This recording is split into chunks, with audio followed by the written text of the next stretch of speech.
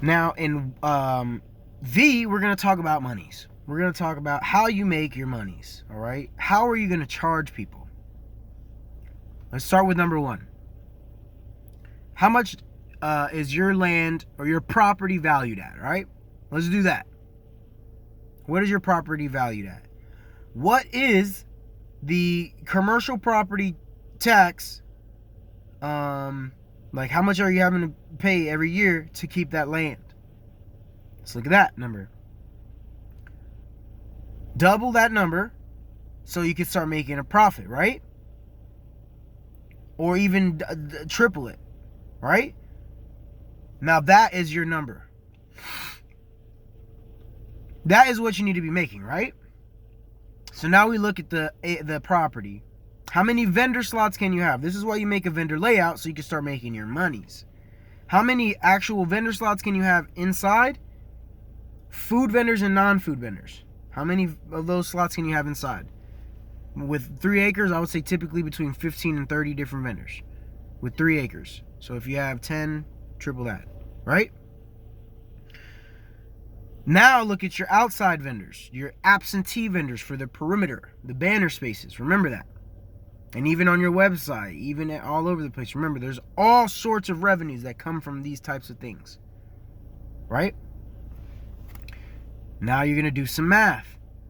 If you got to make this much so you can start making a profit, you have this many vendor layouts or this many vendor slots, right? Divide that. Divide how much you need to be making by the vendor slots, right? Look at that number. Now that is your lease that you should be targeting. But because you're going to be doing 3-day events and trying to generate leads to get those leases, to get those 5-year leases, to get these vendors and people to want to stay with you. In order to do that, you're going to have to do some math. Simple. So say you need to make $100,000, you divide that by whatever number of vendors slots you have, that's how much you'd be charging your vendors. And then if they're only there for the 3-day things, and I'm talking about monthly, this is what you charge them monthly if they're in the lease. But if they're only there 3 days, you're going to want to charge them a bit more. Typically, I charge them $50 a day for the spot, so that's like $1,500 a month in rent, right? And a lot of the times, if you really want some vendors out there, give them a one-time voucher. And another thing I've seen work wonderfully is charge them a deposit,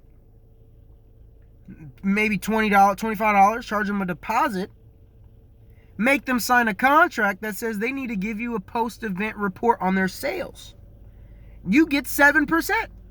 So you can put that you get 7% of their sales.